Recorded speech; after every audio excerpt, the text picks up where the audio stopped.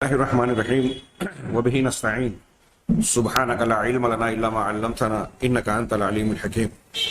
الحمد لله رب العالمين والصلاة والسلام على سيد المرسلين وعلى آله وصحبه أجمعين ومن تبعهم بإحسان إلى يوم الدين. أعوذ بالله من الشيطان الرجيم. بسم الله الرحمن الرحيم. فإن آمنوا بمثل ما آمنتم به فقد اهتدوا. حاضرین گرامی اور زوم کے ذریعے سے سننے والے سامعین کرام، اپنی بات کا آغاز کروں اس سے پہلے میں الجبیل سعودی عرب کے دعویٰ سینٹر، اس کے کارکنان اور ذمہ داران کا بطور خاص شیخ فضیلت الشیخ مختار احمد مدنی حفظہ اللہ کا شکر گزار ہوں کہ انہوں نے اپنی توجہ اور اہتمام کے ساتھ اس اہم موضوع پر یہ پروگرام منعقد کیا. یہ سلسلہ انہی کے زیر اہتمام جاری ہے جمعیت اہل حدیث مالیگاؤں کے ذریعے سے، اور اس کے لیے پہلے 3 دروس کا معاملہ طے ہوا تھا، 3 ہفتے میں یہ سلسلہ ختم کر دیا جائے، لیکن موضوع کی اہمیت اور اس کے مختلف گوشوں کی ضرورت کے پیش نظر شیخ مختار اور ذمہ داران سینٹر کی طرف سے اس میں توسیع کی گئی اور اسے 6 دروس تک ممتد کر دیا گیا. میں اللہ تبارک و تعالیٰ کے جناب میں دعا گو ہوں کہ اللہ تبارک و تعالیٰ ان کے اخلاص کو، عمل کو قبول فرمائے، ان کی کوششوں کو بابرکت بنائے، انہیں جزائے خیر سے نوازے، اور ان کو، ہم کو، تمام سننے والوں کو یہ درس جو ہے وہ دین اور دنیا کے سلسلے میں مفید اور خیر و برکت کا، اجر و ثواب کا ذریعہ بنائے. آئیے ہم اپنے موضوع کی طرف لوٹتے ہیں. گزشتہ درس میں ہماری گفتگو کا سلسلہ یہ جاری تھا کہ منہج سلف کا خالص اسلام جو جناب محمد رسول اللہ صلی اللہ علیہ وسلم لے کر آئے اور اللہ تعالیٰ نے ہمیں اور آپ کو دیا قیامت تک کے لیے، جسے حجت اور نجات کا ذریعہ بنایا، اس کا منہج سلف سے کیا تعلق ہے؟ اس ضمن میں بعض باتوں کا تذکرہ کیا گیا اور یہ بتایا گیا کہ دین کی بنیاد قرآن اور حدیث ہے. تمام مسلمان گروہ، ان میں جو اہل بدعت ہیں وہ بھی یہ دعویٰ کرتے ہیں کہ ہم سب قرآن و حدیث کو مانتے ہیں، اور ان میں مختلف طریقے، الگ الگ اصول اور ضابطے بن گئے. اب اہل سنت والجماعت یا اہل حق کی پہچان کیا ہے؟ تو انہوں نے گزشتہ ہفتہ ہم نے ایک تھوڑی سی تفصیل یہ جانی کہ قرآن حدیث کو اس طریقے پہ مانا جائے جس طریقے پہ صحابہ کرام نے مانا. ان کی فہم، ان کا ایمان، ان کا عمل بعد والوں کے لیے معیار ہے کہ جو صحابہ نے سمجھا، جو عقیدہ قرآن و حدیث کی روشنی میں اختیار کیا، وہی عقیدہ اختیار کیا جائے. جس طرح سے قرآن و حدیث کی عبادت کو انہوں نے اختیار کیا، وہی عبادت اللہ کے یہاں مقبول ہوگی. جو اخلاق، معاملات، حلال و حرام کے جو ضابطے صحابہ کرام نے سمجھا قرآن و حدیث سے، وہی معیار ہے. جو اس کے موافق ہوگا وہ سنت پر قائم ہے، جو اس کا مخالف ہوگا وہ بدعت پر چل رہا ہے. وہ اہل سنت ہو ہی نہیں سکتا. اہل سنت والجماعت وہی ہے جو صحابہ کے طریقے پر چلے. آج کا عنوان اسی ضمن میں یہ رکھا گیا کہ طریقے صحابہ ہی معیار کیوں ہم نے اس کو معیار قرار دیا. گزشتہ درس میں بعض نصوص کے بعد ہم نے حضرت عبداللہ ابن مسعود رضی اللہ تعالیٰ عنہ کا قول پڑھا تھا، سنا تھا، اور امام شافعی رحمہ اللہ کے قول کو بھی دیکھا تھا. آئیے، میں بہتر سمجھتا ہوں کہ اپنی بات سے زیادہ ہمارے اسلاف اور ائمہ کرام کے معتمد اقوال کو ہم سرسری طور سے دیکھیں. سب سے پہلے میں حضرت عمر بن عبدالعزیز رحمہ اللہ، جو تابعی بھی ہیں اور خلیفہ راشد خامس، 5ویں خلیفہ راشد کہلاتے ہیں، ان کا ایک بڑا زبردست اور جامع قول ہے. اس قول کے بارے میں صاحب کتاب نے بیان کیا، الاعتصام سے یہ منقول ہے اور دوسری کتابوں میں بھی یہ ماثور ہے، سند کے ساتھ نقل کیا گیا ہے. اس کے بارے میں کہتے ہیں کہ اپنے دور کے، مختلف دور کے علماء اس قول کو نہ صرف یہ کہ توجہ کا مرکز سمجھتے تھے، بلکہ لوگوں کو کہتے تھے کہ یہ قول حفظ کر لیں، یاد کر لیں. اور امام مالک رحمہ اللہ کو یہ قول بہت پسند تھا.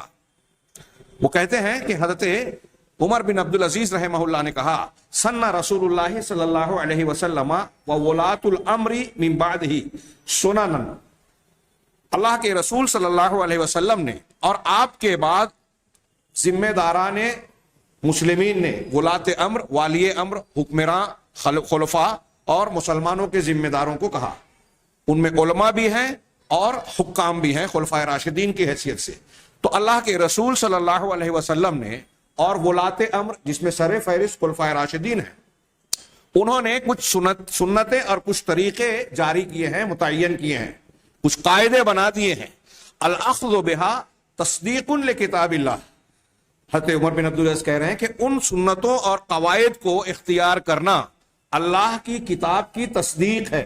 اس کا مطلب یہ کہ ان قواعد کو، ضابطوں کو، سنتوں کو رد کرنا اللہ کی کتاب کو جھٹلانا ہے، تو ان کو اختیار کرنا، اللہ کی کتاب کو اختیار کرنا ہے، اس کی تصدیق کرنا ہے۔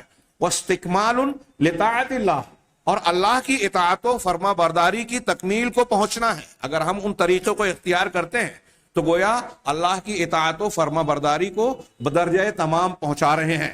وَقُوَّةٌ عَلَى دِينِ اللَّهِ، اور اللہ کے دین پر ان کے ذریعے سے قوت و طاقت حاصل ہو سکتی ہے، ہوگی۔ لَيْسَ لِأَحَدٍ تَغْيِيرُهَا وَلَا تَبْدِيلُهَا، عمر بن عبدالعزیز کہتے ہیں کہ یہ جو سنن طریقے اور قواعد ہیں، کسی کو اختیار نہیں ہے کہ ان قواعد کو، اصول و ضوابط کو تبدیل کر دے، ان میں رد و بدل کر دے وے۔ وَلَا النَّظْرُ فِي شَيْءٍ خَالَفَهَا، اور کسی ایسی چیز کو دیکھنا بھی درست اور جائز نہیں ہے، کسی ایسی چیز کی طرف غور و فکر کرنا، دیکھنا جو ان قواعد اور اصولوں کے خلاف ہے۔ اللہ کے رسول کی اور آپ کے بعد ولاۃ امر کی بنائی ہوئی سنتوں کی مخالفت کرنے والی چیز کو دیکھنا، اس میں غور و فکر کرنا بھی درست نہیں ہے۔ من عمل بہا مہتدٍ، ان سنتوں پر جو عمل کرے گا وہ ہدایت یافتہ ہے۔ ومن انتصر بہا منصور، اور جو اس پر مدد پائے گا، یعنی جس کو اس پر عمل کرنے کی توفیق ملے گی، وہ مددگار، وہ مدد کیا ہوا ہے، اللہ تعالیٰ کی جانب سے گویا اس کو توفیق حاصل ہوئی ہے۔ ومن خالفها اتبع غیر سبیل المؤمنین، اور جو ان سنتوں اور طریقوں کی مخالفت کرے گا تو اس نے مومنین کے طریقے کی مخالفت کی۔ یہ اس آیت میں جو پچھلے ہفتے ہم نے سنی تھی، ومن یشاقق الرسول من بعد ما تبین له الهدى ویتبع غیر سبیل المؤمنین، اسی کی طرف اشارہ ہے کہ جو مسلمانوں کے راستے سے ہٹ کر چلے گا تو ہم اسے اسی راستے پر چلائیں گے اور جہنم تک پہنچائیں گے۔ ہاں، اور بہت برا اثر ہے۔ یہی وہی جملہ کہا کہ جو ان سنتوں کے کو ترک کرے گا، اس کی مخالفت کرے گا، تو وہ مومنین کے، صحابہ کے طریقے سے ہٹا ہوا ہے۔ وَوَاللَّهُ اللَّهُ مَا تَوَلَّى، اور اللہ اس کو اسی راستے پہ، بدعت کے راستے پہ چلائے گا جو اس نے اختیار کیا ہے۔ وَأَصْلَاهُ جَهَنَّمَ وَبِئْسَ الْمَصِيرُ، اور اسے جہنم رسید کر دے گا، اور یہ بہت برا ٹھکانہ ہے۔ یہ حضرت عمر بن عبدالعزیز کا جو سلف میں اہل علم بڑا پسند کرتے تھے کہ بڑا جامع قول ہے، اس میں یہ بیان کیا گیا ہے کہ رسول اللہ صلی اللہ علیہ وسلم کی سنتوں کو اور خلفائے راشدین کی سنتوں کو مضبوطی سے پکڑا جائے۔ اسی طرح امام ابو العالیہ جو بہت سے صحابہ کرام کے شاگرد مشہور تابعی ہیں، وہ کہتے ہیں تعلم الاسلام، اسلام کو سیکھو۔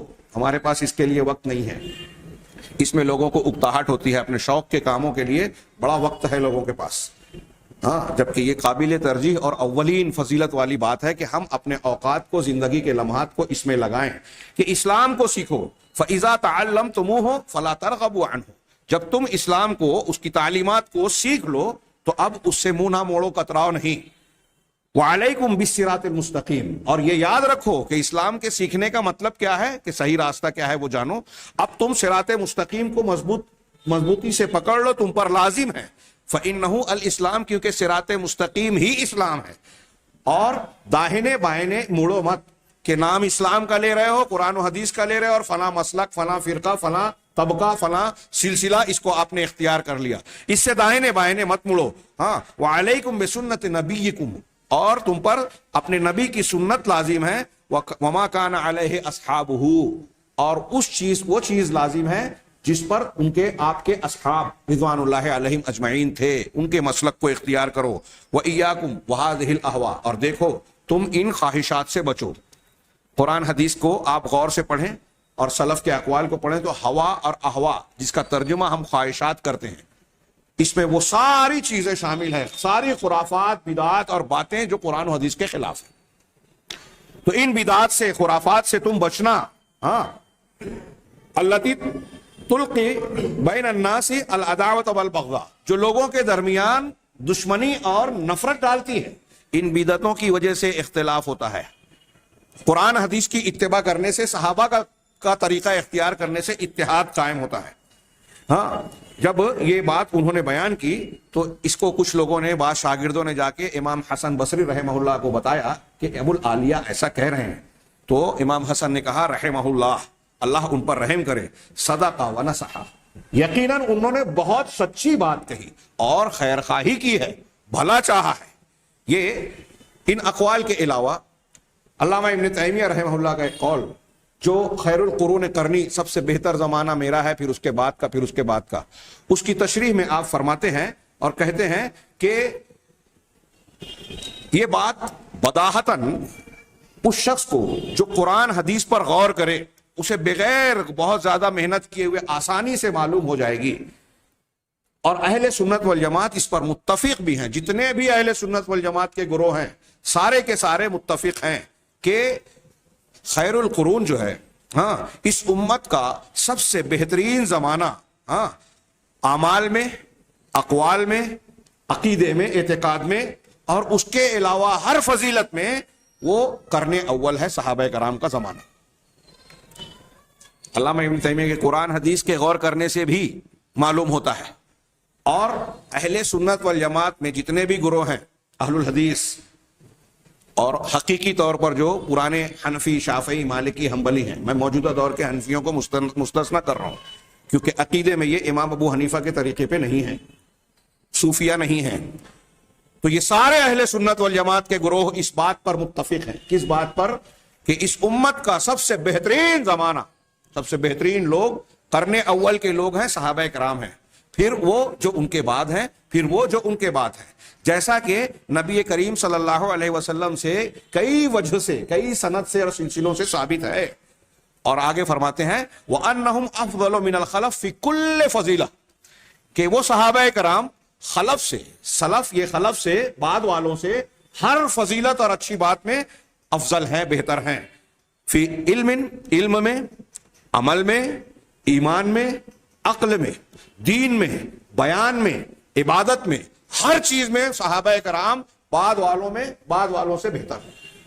علم، ان کا علم، آج کل کچھ لوگ بات کے محققین پیدا ہوئے اور انہوں نے کہا کہ ہم جن تفصیلات کو جانتے ہیں صحابہ کرام اس سے ناواقف تھے۔ کچھ جزئیات اور کچھ تحقیقات آج کے زمانے کی سائنسی ٹیکنالوجی اور تحقیقات یہ جانتے ہوں، الگ بات ہے۔ دین کے سلسلے میں صحابہ اور سلف کا جتنا گہرا علم تھا، حضرت عبداللہ ابن مسعود کے قول میں ہم نے سنا کہ اعمقها علما، کہ یہ طبقہ، یہ صحابہ کرام کا گروہ جو ہے علم کے اعتبار سے سب سے زیادہ گہرا تھا، اور ارباب علم و نظر اس کو اچھی طریقے سے جانتے ہیں۔ تو علم میں بھی، ایمان میں بھی، ہاں، عقیدے میں، عبادت میں، دین میں، بیان میں، عقل میں، ہر اعتبار سے، جیسا کہ امام شافعی نے کہا کہ وہ ہر معاملے میں ہم سے اوپر ہیں، اور وہ وَأَنَّهُمْ أَوْلَى بِالْبَيَانِ، اور وہ لوگ لکل مشکل، ہر مشکل، جو دین کے سلسلے میں کوئی بھی مشکل مسئلہ درپیش آئے، قرآن کی آیت کے سمجھنے میں، احادیث کے سمجھنے میں، اس مشکل کو بیان کرنے میں صحابہ کرام سب سے زیادہ لائق ہیں۔ ہاں، یہ ایسی بات ہے، علامہ ابن تیمیہ آخر میں کہتے ہیں کہ یہ ایسی بات ہے کہ اس بات کا دین اسلام سے معلوم ہونا بالکل ظاہر ہے، اور اسے وہی انکار کرے گا، اس سے وہی شخص انکار کرے گا جو ہٹ دھرمی پر اتارو ہے اور اللہ تبارک و تعالیٰ علم کے باوجود اسے گمراہی کا شکار بنانا چاہتا ہے۔ یہ وہ شخص، یہ علامہ ابن تیمیہ کا قول ہے۔ ایک حدیث مشہور ہے، علیکم بسنتی وسنت الخلفاء الراشدین المہدیین من بعدی۔ اللہ کے رسول صلی اللہ علیہ وسلم نے اس حدیث میں یہ بھی کہا ہے کہ میرے بعد جب جو زندہ رہے گا وہ فَسَيَرَى اخْتِلَافًا كَثِيرًا، بہت سارا اختلاف دیکھے گا۔ میں اس بات کو دہراتا رہتا ہوں کہ نبی کریم صلی اللہ علیہ وسلم نے یہ بتا دیا کہ امت کے 73 فرقے ہوں گے، یہ بھی بتایا کہ میرے بعد اختلافات رونما ہوں گے، لیکن آپ نے کہیں یہ نہیں بتایا کہ فلاں نام کے امام کا دامن تھام لینا، فلاں سلسلے کو اختیار کر لینا، فلاں کے ہاتھ پر بیعت کرنا، نہیں۔ آپ نے کیا دیا؟ اختلاف ہوگا، فرقے بنیں گے، آپ نے یہ قیامت تک کے معاملات، دین سے متعلق معاملات کی پیشین گوئی کی ہے، اور یہ بھی بتا دیا کہ ان مسائل میں حق کا راستہ بالکل صاف اور واضح ہوگا، اس میں کوئی بخیلی نہیں کی۔ اگر کوئی نئے مسلک کی طرف انتساب کرنے اور اس کو اختیار کرنے کی تعلیم دیتا ہے تو گویا وہ یہ کہہ رہا ہے کہ اللہ کے رسول صلی اللہ علیہ وسلم یہ بیان نہیں کیا، آپ چوک گئے یا آپ نے چھپا لیا، اس کو پتہ چل گیا۔ نہیں، اللہ کے رسول صلی اللہ علیہ وسلم نے پورا دین بیان کر دیا۔ آپ نے بتایا کہ اختلاف ہوگا، کیا کرنا ہوگا؟ تم پر میری سنت لازم ہے اور میرے خلفائے راشدین کی سنت۔ خلفائے راشدین کون ہیں؟ صحابہ کرام۔ علامہ ابن قیم کہتے ہیں کہ اپنی سنت کے ساتھ اللہ کے رسول صلی اللہ علیہ وسلم نے اپنے خلفاء کی سنت کو ملا دیا۔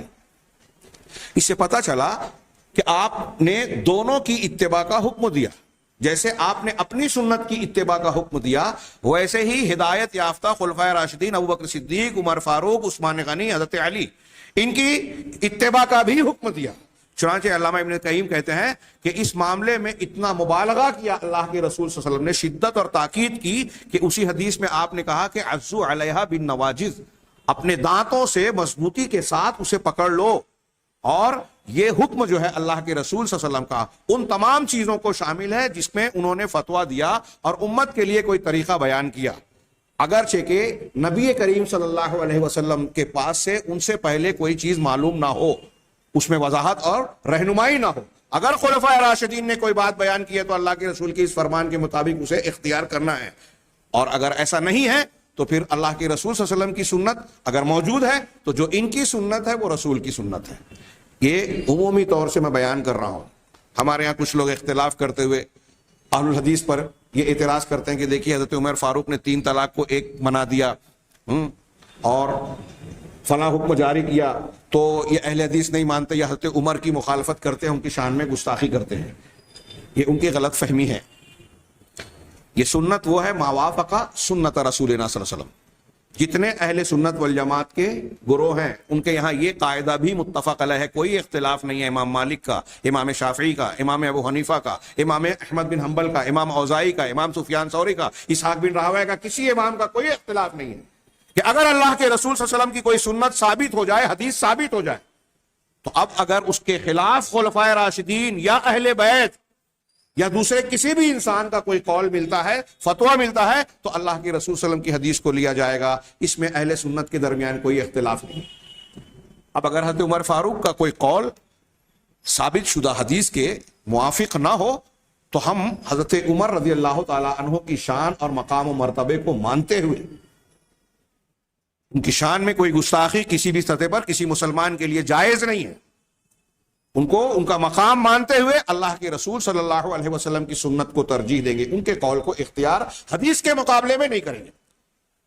یہ تمام صحابہ کا طریقہ ہے، وہ آگے بات آئے گی۔ یہ جو میں کہہ رہا ہوں اس پر ایک قول سن لیں۔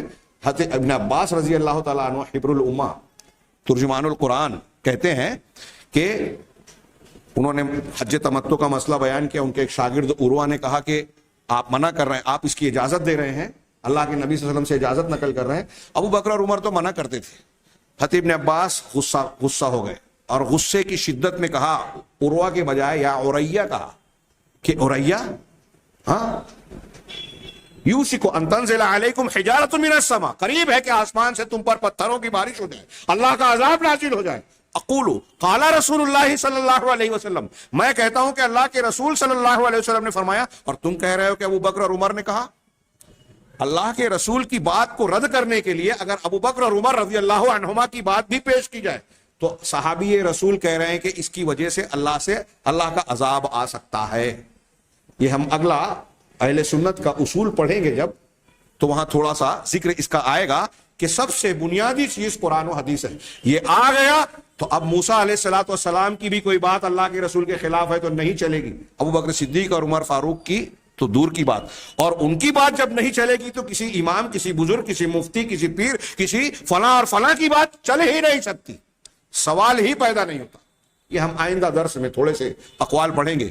فی الحال میں یہ تذکرہ کر رہا تھا کہ علامہ ابن قیم کا یہ قول جاننے کے بعد بعض اقوال سلف ہم سرسری طور سے دیکھیں کہ امام مالک رحمہ اللہ کا ایک قول ہے بڑا جامع، طریقہ صحابہ ہی معیار کیوں، یہ بیان کر رہا ہوں میں، اور اس سلسلے میں کچھ اقوال پیش کر رہا ہوں جو کہ قرآن و حدیث پر مبنی ہے۔ امام مالک کہتے ہیں ایاکم والبدع، دیکھو تم بدعتوں سے بچنا. ہمارے یہاں اب ان موضوعات کو لوگ غیر ضروری سمجھتے ہیں، جبکہ میں نے اس سے پہلے درس میں بیان کیا کہ سفر جاری کرنے سے پہلے ضروری یہ ہے کہ آپ کے سفر کی منزل کی طرف جانے والی گاڑی آپ متعین کریں کہ کون سی گاڑی، بس، ٹرین، ہوائی جہاز آپ کی منزل کی طرف جا رہی ہے. اگر آپ کو بمبئی جانا ہے تو آپ اندور اور احمد آباد کی گاڑی میں نہیں بیٹھیں گے. اسی طریقے سے اگر آپ کو جنت کے راستے پہ چلنا ہے تو اللہ تعالیٰ نے جو راستہ متعین کیا کہ یہ صراط مستقیم ہے، رسول نے جس راستے کو بتایا اس کو جاننا، سمجھنا اور پھر اسے اختیار کرنا ضروری ہے. اور یہ بھی ضروری ہے کہ اس سے ہٹے ہوئے راستے جو بدعات اور خرافات پر مشتمل ہیں، جو صراط مستقیم کے علاوہ دوسرے اللہ کے رسول نے خط کھینچ کر دائیں بائیں جو خط کھینچے تھے اور بتایا تھا یہ میرا سیدھا راستہ ہے، اس کے علاوہ دوسرے بہت سارے راستے ہیں، اور ہر راستے پر شیطان دعوت دینے والا ہے، تو شیطان کی دعوت والے راستے سے ہم کو بچنا ہے. اس کے لیے ضروری ہے. امام مالک کہہ رہے ہیں کہ دیکھو تم بدعات سے بچنا. ہاں، تو لوگوں نے کہا یا ابا عبداللہ، اے ابو عبداللہ، ومل بدع، بدعتیں کیا ہیں؟ تو ان کے پس منظر میں جو سامنے بدعتیں تھی اس کا تناظر میں آپ نے کہا اہل البدع الذین یتکلمون فی اسماء اللہ وصفاتہ وکلامہ وعلمہ وقدرتہ لا یسکتون عما سکت عنہ الصحابۃ والتابعون. کہ بدعت، اہل بدعت وہ ہیں جو کہ اللہ تعالیٰ کے اسماء، صفات، اس کے کلام، اس کے علم اور اس کی قدرت، یہ اللہ کی جو صفات ہیں، نام ہے، ان کے سلسلے میں کلام کرتے ہیں اور ان باتوں سے خاموشی اختیار نہیں کرتے جن کے بارے میں صحابہ اور تابعین نے خاموشی اختیار کی. جہاں صحابہ اور تابعین رضی اللہ عنہم خاموش ہو گئے وہاں خاموش ہونا سنت ہے، کہ وہ جیسے مانا ہے ہم ویسے ہی مانتے ہیں، اس کے بارے میں کھود کرید میں نہیں پڑھتے. صفات الہی کی باب میں، عقیدے کے باب میں یہ ایک اصول ہے، انشاءاللہ ہم آئندہ دروس میں اس کو جانیں گے. امام مالک کا یہ قول جو ہے یہ متعدد کتابوں میں امام بغوی نے، ابو عثمان صابونی رحمہ اللہ اور دوسرے علماء نے نقل کیا سند کے ساتھ. اسی طریقے سے نوح الجامع، انہوں نے حضرت امام ابو حنیفہ رحمہ اللہ سے سوال کیا. امام ابو حنیفہ رحمہ اللہ سے پوچھا، تو وہ کہتے ہیں کہ میں نے پوچھا کہ اے ابو حنیفہ ما تقول فی ما احدث الناس فی الکلام من الکلام فی الاعراض والاجسام، کہ اے ابو حنیفہ رحمہ اللہ، اے ابو حنیفہ آپ کیا کہتے ہیں اس چیز کے بارے میں جو لوگوں نے یہ ایجاد کر لیا، ہاں، اعراض اور اجسام کے متعلق گفتگو اور بحث کرتے ہیں، جو کہ اعراض، اجسام، یہ سب چیزیں منطق اور فلسفے کی اصطلاحات کے تناظر میں دین کے معاملے میں، الہیات یا اعتقادات کے معاملے میں گفتگو کی جاتی تھی، یہ اصطلاحات ہیں. تو امام حنیفہ نے پوچھا کہ اس بارے میں آپ کیا کہتے ہیں کہ یہ لوگوں نے نئی نئی باتیں جو شروع کر دی ہے. تو حضرت امام حنیفہ کیا کہتے ہیں؟ مقالات الفلاسفہ، یہ فلاسفہ، اہل فلسفہ کے اقوال ہیں، باتیں ہیں. علیک بالاثر و طریقۃ السلف، ہاں، تم پر اثر یعنی اللہ کے رسول کی حدیث اور سنت لازم ہے. حدیث کو اثر بھی کہا جاتا ہے، آثار صحابہ کے اقوال کو بھی کہا جاتا ہے، یہاں مراد حدیث ہے. تم پر اثر لازم ہے، وہ طریقۃ السلف، اور سلف کا طریقہ. امام حنیفہ کے اس قول کو اختیار کر لیں، آپ اہل حدیث بن جائیں گے. امام ابو حنیفہ کہہ رہے ہیں، دیکھیے امام ابو حنیفہ کے قول میں بھی سلف کے لفظ کا استعمال ہے. یہ کوئی بدعت نہیں ہے، سلف کی طرف نسبت کرنا غلط نہیں ہے.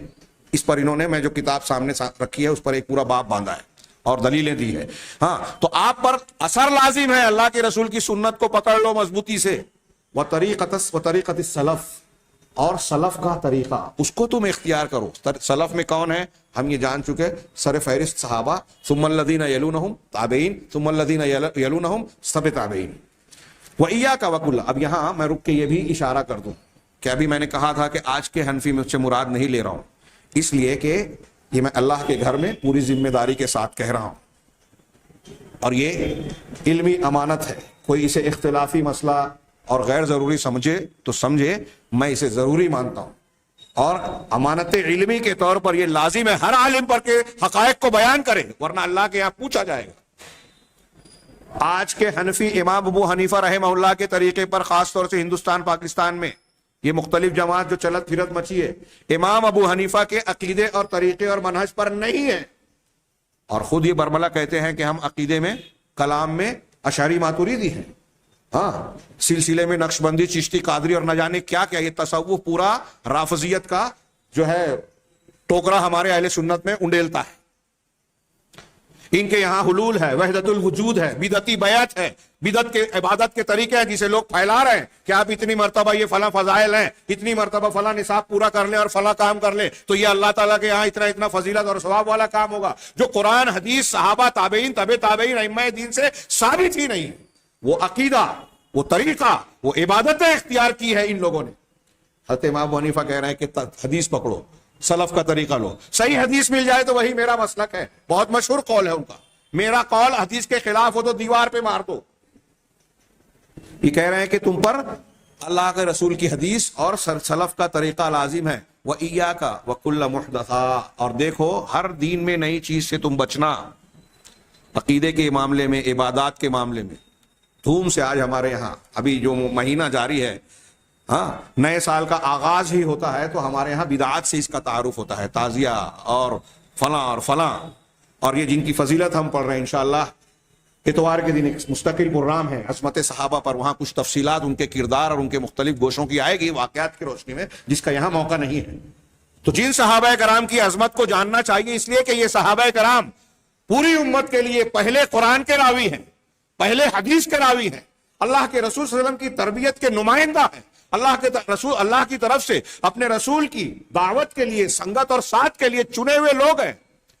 رافضیت اور اسلام دشمن طاقتوں نے ایسی چال چلی، فریب کیا کہ یہ مسلمان سال کے آغاز میں جب ان کی قربانیوں کو یاد کرنا چاہیے، ہجرت اور سبقت ایمانی کے حوالے سے، وہاں کربلا کے جھوٹے واقعات اور اس کے بنائے ہوئے افسانے، بنے ہوئے افسانوں کی بنیاد پر ان صحابہ کرام کو جو ہے ہدف تعین و تشریح بناتے ہیں، ان کی شخصیات کو، کردار کو مجروح کرتے ہیں، جن کے دین کو اللہ اور رسول نے ہمارے لیے معیار قرار دیا۔ یزید کو برا بھلا کہا جائے گا، یزید بیٹے تھے حضرت امیر معاویہ کے راستے سے پھر کہا جائے گا حضرت عثمان غنی اور عمر فاروق کو، اس لیے کہ عمر فاروق نے ان کو متعین کیا تھا شام کی عمارت پر۔ پھر ان کے ماننے والے جتنے ہیں، ان پر بیعت کرنے والے جتنے سارے صحابہ کرام مجروح ہو گئے، اور ہمارے ہاں کچھ اہل سنت کی طرف نسبت رکھنے والے بعض جھوٹے جاہل قسم کے علامہ اس کو ہوا دیتے ہیں غیر ضروری مسائل کے سلسلے میں۔ ابھی ہم آگے پڑھیں گے کہ صحابہ کرام سے اگر اجتہادی طور پر، فہم کے طور پر، عملی طور پر، بشری تقاضے سے کوئی خطا ہو بھی گئی تو ان کی یہ خطائیں بوند ہے ان کی نیکیوں کے سمندر کے مقابلے میں، کوئی حیثیت نہیں رکھتی، اور اللہ ان سے راضی ہو گیا ان کی غلطیوں کو جاننے کے باوجود۔ پہلے تو جو تاریخی اعتبار سے روایتیں نقل کی جاتی ہیں وہ قابل تحقیق ہیں کہ وہ صحیح ہیں یا نہیں، شیعوں نے اور دوسروں نے اسے بن دیا۔ آج اتنے میڈیا اور وسائل اعلام، ذرائع ابلاغ اتنے عام ہیں، لیکن آج کے دنوں میں بھی ہم دیکھتے ہیں کہ ایک واقعہ ہوتا ہے دنیا کے کسی خطے اور حصے میں، ہمارے شہر میں ہوا، اخبارات میں آتا ہے، کچھ اور انداز میں اس کو بیان کیا جاتا ہے۔ تو تاریخ کے صدیوں پہلے کے واقعات میں کتنی گڑبڑ ہو سکتی ہے، کتنی جھوٹی روایتیں شامل ہو سکتی ہیں۔ بہرحال بات پھیل رہی ہے۔ حضرت امام ابو حنیفہ رحمہ اللہ کے تعلق سے میں یہ بیان کرنا چاہتا ہوں کہ موجودہ احناف جو تصوف کو مانتے ہیں، جو اشعریت ماتوریدیت کو مانتے ہیں، وہ حضرت امام ابو حنیفہ رحمہ اللہ کے خلاف ہیں، مخالف ہیں، ان کا رد کرتے ہیں۔ اور امام حنیفہ ان چیزوں کا رد کرتے تھے جو تصوف سے اور اشعریت و ماتوریدیت سے جڑی ہوئی ہے۔ اچھی طرح دماغ میں بٹھائی، اور یہ عجیب پہیلی ہے، لوگ سمجھنے کے لیے تیار ہی نہیں ہے۔ ہاں، اللہ کے رسول یہ کہتے ہیں حضرت امام حنیفہ، وَإِيَّاكَ وَكُلَّ مُحْدَثَةٍ، اور تم ہر بدعت سے، ہر نئی چیز سے، یہاں محدثہ ہے دین کی نئی چیز سے تم بچنا، فَإِنَّهَا بِدْعَةٌ، اس لیے کہ ہر نئی چیز بدعت ہے۔ امام حروی نے ضم الکلام و اہلہ کتاب میں اس قول کو نقل کیا ہے۔ ہاں، امام شافعی کا یہاں قول ہے جو ہم نے گزشتہ ہفتہ سنا تھا۔ امام شاطبی کہتے ہیں الحذر الحذر، دیکھو بچو بچو، ہوشیار رہو، کس سے؟ من مخالفت الاولین، اولین لوگوں سے، صحابہ اور تابعین کی مخالفت سے تم بچنا، ان کی مخالفت نہیں کرنا۔ فلو کان ثم فضل ما، اگر دنیا میں کہیں کوئی فضیلت کی چیز ہوتی تو لکان الاولون احق بہ، تو اولین یعنی صحابہ کرام اس کے سب سے زیادہ حقدار ہوتے۔ اگر تعزیے میں کوئی اچھائی ہوتی، 15 شعبان کو جاگنے میں کوئی فضیلت ہوتی، شب معراج کی کوئی خاص فضیلت ہوتی، جتنی بدعات آج ہیں ان سب کو آپ دیکھ لیجئے۔ ہاں، اور میں یہ عرض کرنا چاہتا ہوں، دنیا میں جتنی روئے زمین پر بدعت ہے، آپ یہ قاعدہ جو ہم پڑھ رہے ہیں، صحابہ، تابعین، تبع تابعین، یہ معیار حق ہیں۔ جو ان 3 زمانوں میں جو چیز نہیں پائی جا گئی ہے وہ دین میں نئی چیز ہے، وہ بدعت ہے، اس کو چھوڑ دیجیے آنکھ بند کر کے۔ یہ اللہ کے رسول صلی اللہ علیہ وسلم نے ہم کو ایک ترازو دیا ہے، معیار دیا ہے، اس پر تول لیجئے۔ حضرت امام مالک کہتے تھے کہ اللہ کے رسول صلی اللہ علیہ وسلم کے زمانے میں اور صحابہ کے زمانے میں جو چیز دین نہیں تھا، جو چیز دین نہیں تھی آج بھی نہیں ہے، اس زمانے میں جو دین تھا آج بھی وہی دین ہے۔ اللہ کے رسول صلی اللہ علیہ وسلم نے دین کو، اللہ تعالیٰ نے دین کو کامل کر دیا، الیوم اکملت لکم دینکم والی آیت پڑھی حضرت امام مالک نے، اور اس کے بعد کہا کہ اگر کوئی شخص اب ایسا سمجھتا ہے کہ یہ اچھی چیز ہے جبکہ وہ اللہ کے رسول سے، قرآن سے، حدیث سے اور صحابہ سے ثابت نہیں ہے، اور اس کو اچھا سمجھتا ہے، وہ تعزیہ ہو، اجتماعی ذکر و اذکار ہو، فلاں اور فلاں جس کی فضیلت بیان کی جا رہی ہو، کوئی بھی چیز ہو، اگر وہ اسے اچھا سمجھ رہا ہے تو وہ اللہ کے رسول صلی اللہ علیہ وسلم پر الزام تراشی کر رہا ہے، آپ کے اوپر یہ الزام لگا رہا ہے کہ آپ نے دین کو پہنچانے میں خیانت کی۔ اللہ کے رسول نے پورا دین نہیں پہنچایا تھا، بعد کے لوگوں نے اس کو بتایا اور اب وہ اختیار کیا ہے۔ ظاہر سی بات ہے کہ یہ کسی طریقے سے صحیح ہو ہی نہیں سکتا۔ امام شاطبی کا یہ قول بڑا شاندار ہے کہ اللہ کے رسول صلی اللہ علیہ وسلم کے صحابہ اور تابعین، جو صحابہ کے تابعین جو طریقہ اختیار کرتے تھے اس کو تم لازم پکڑنا، ان کی مخالفت سے بچتے رہنا۔ اگر کوئی نیکی، اچھائی، بھلائی، فضیلت کی بات ہوتی تو وہ اسے ضرور اختیار کرتے، ہم سے سبقت کرتے۔ بقیہ بن ولید امام اوزاعی امام شام کہلاتے ہیں۔ جیسے امام حنیفہ امام شافعی کی تقلید ہوتی ہے، ابتدائی دور میں جب تقلید کچھ علاقوں میں رواج پایا کہ ہمارے بڑے عالم یہ ہیں، ان کی باتوں کو ہم مانیں گے، ان کے فتووں کی طرف رجوع کریں گے، اس طرح تشدد نہیں تھا جیسے بعد میں تقلید کی گئی، تو شام کے لوگ امام اوزاعی کی طرف رجوع کیا کرتے تھے۔ امام اوزاعی کا قول انہوں نے نقل کیا ان کے شاگرد بقیہ بن ولید نے، وہ کہتے ہیں کہ قال لی الاوزاعی، امام اوزاعی نے مجھ سے کہا یا بقیہ، اے بقیہ، لا تذکر احدا من اصحاب نبیک الا بخیر، اپنے نبی کے صحابہ میں سے کسی کا بھی ذکر خیر کے علاوہ کسی اور چیز کے ساتھ مت کرو۔ خلافت و ملوکیت کی رودات بیان کرنی ہو یا کربلا اور جنگ جمل اور صفین کا معاملہ بیان کرنا ہو، ہر اعتبار میں امام اوزاعی کہہ رہے ہیں کہ صحابہ کا تذکرہ خیر کے علاوہ نہ کرے۔ جو صحابہ کا تذکرہ کسی غلط بات کے ساتھ کرتا ہے، ان پر کوئی الزام تراشی کرتا ہے، ان کی شان میں کوئی گستاخی کرتا ہے، وہ اہل سنت کے طریقے سے ہٹا ہوا ہے، قرآن حدیث کے حکم کا مخالف ہے، وہ کتنا بڑا بھی نام ہو، کسی جماعت کا بانی اور امام کیوں نہ ہو، صحابہ کو مجروح کرنے والا اہل سنت والجماعت کے متفقہ طریقے سے ہٹا ہوا ہے، اور وہ اہل سنت والجماعت میں سے نہیں ہے، وہ بدعتی ہے، اہل سنت کے اصول سے ہٹا ہوا ہے۔ اور کسی کو پہچاننے کے لیے یہ اصول سامنے رکھنا چاہیے، میں بھی آگے اسی درس میں بیان کرنا چاہتا ہوں، آگے آئے گا۔ امام اوزاعی کہہ رہے ہیں کہ اپنے نبی کے اصحاب کا ذکر خیر کے علاوہ کسی چیز سے نہ کرو، اے بقیہ۔ ہاں، امام اوزاعی کہہ رہے ہیں العلم ما جاء عن اصحاب محمد صلی اللہ علیہ وسلم وما لم یجئ عنہم فلیس بعلم، علم وہی ہے جو اللہ محمد صلی اللہ علیہ وسلم کے صحابہ سے مروی ہے، ان سے آیا ہے، اور جو ان سے نہیں آیا وہ علم نہیں۔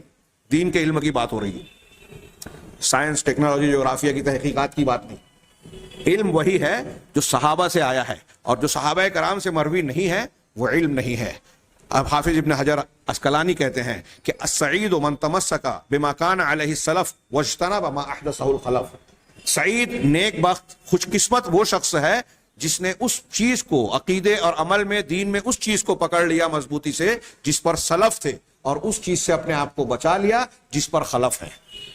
یہ چند اقوال میں نے پیش کیے، لیکن ان اقوال کی بنیاد کا کیا ہے؟ یہاں حضرت امام احمد بن حنبل رحمہ اللہ کا ایک قول بھی پیش کرنا بہت ضروری میں سمجھتا ہوں۔ امام احمد بن حنبل رحمہ اللہ کہتے ہیں کہ اصول السنت عندنا التمسک بما کان علیہ اصحاب رسول اللہ صلی اللہ علیہ وسلم، ہمارے نزدیک سنت کی بنیادیں ہیں، بنیاد یہ ہے، سنت کی بنیاد کیا ہے؟ مضبوطی سے پکڑ لینا اس چیز کو جس پر رسول اللہ صلی اللہ علیہ وسلم کے اصحاب تھے۔ ایک جملہ، ایک کتاب ہے یہ امام احمد بن حنبل کی۔ ہمارے نزدیک یہ سنت ہے کہ جو صحابہ کرام رضوان اللہ علیہم اجمعین جس چیز پر تھے اس کو مضبوطی سے پکڑ لینا، تھام لینا۔ یہاں میں امام بربہاری شرح السنہ میں، امام بہاری عقیدے کی کتاب ہے، 4 صدی ہجری کے یہ عالم ہے، بہت بڑے امام ہیں، ان کی یہ کتاب عقیدے کے سلسلے میں بڑی متداول ہے. اس میں کئی جگہ انہوں نے صحابہ کرام کے متعلق بات کی. امام احمد بن حنبل کے اس قول کی تشریح کرتے ہوئے ان کا ایک قول صرف میں نقل کر رہا ہوں آپ کے سامنے. انہوں نے کہا الاساس الذی تبنی علیہ الجماعہ، وہ بنیاد جس پر جماعت کی عمارت کھڑی ہوتی ہے، بنیاد پر عمارت کھڑی ہوتی ہے نا، تو اہل السنہ والجماعہ، یا اللہ کے رسول نے فرمایا کہ 73 فرقے ہوں گے، سب جہنم میں جائیں گے سوائے ایک کے، اور وہ کون ہوگی؟ الجماعہ. تو یہ الجماعہ کون ہے یا کس کو جماعت مسلمین کہا جائے گا؟ تو حضرت امام ابو محمد حسن ابن علی البربہاری اپنی کتاب میں کہتے ہیں کہ الاساس الذی تبنی علیہ الجماعہ، وہ بنیاد جس پر الجماعت کی بنیاد عمارت کھڑی ہوتی ہے، ہم اصحاب محمد صلی اللہ علیہ وسلم رحمہم اللہ، وہ محمد صلی اللہ علیہ وسلم کے صحابہ کرام ہیں تمام کے تمام. وہم، آگے وہ کہتے ہیں وہم اہل السنت والجماعہ، اور وہ یہی اہل سنت والجماعت ہے صحابہ کرام. یہ اقوال یاد رکھنے والا ہے، اپنے دماغ میں نقش کر لینے والا ہے. قدم قدم پر آج ہم کو اس کی ضرورت ہے. بہت سارے مسلمان کہلانے والے ان اصولوں اور بنیادوں کو چھوڑ کر گمراہیوں کا شکار ہے، بدعت خرافات میں پڑے ہوئے. تو وہی لوگ اہل السنہ والجماعت ہیں. آگے وہ کہتے ہیں فَمَن لَمْ يَأْخُذْ عَنْهُمْ فَقَدْ ضَلَّ وَابْتَدَعَ، اور جو شخص دین کو صحابہ کرام سے نہ لیوے تو وہ شخص گمراہ ہے، گمراہی کا شکار ہے اور بدعتی ہے. ضَلَّ وَابْتَدَعَ، گمراہ ہو گیا اور بدعت میں پڑ گیا. وَكُلُّ بِدْعَةٍ ضَلَالَةٍ، اور ہر بدعت گمراہی ہے. وَالضَّلَالَةُ وَأَهْلُهَا فِي النَّارِ، اور گمراہی اور اس کے ماننے والے سب کے سب جہنم میں ہیں. امام بربہاری نے کہا طبیعت تو دل تو چاہتا ہے کہ اس کی تشریح کی جائے لیکن وقت اجازت نہیں دیتا. یہاں ایک سوال کہ اللہ کے نبی صلی اللہ علیہ وسلم یا صحابہ کرام اور تابعین کی یہ جو باتیں پڑھی یا ہم نے جو اقوال پڑھے، امام مالک، امام احمد، امام ابو حنیفہ، امام شافعی، امام اوزاعی، عمر بن عبدالعزیز رحمہم اللہ اور دیگر سلف، یہ چند میں نے سمندر میں سے چند قطرات پیش کیے. یہ کیوں کہہ رہے ہیں کہ دین کا طریقہ وہی اللہ کے یہاں قابل قبول ہے، وہی صحیح ہے، وہی صراط مستقیم ہے جو صحابہ کا طریقہ تھا؟ یہ معیار کیوں ہے؟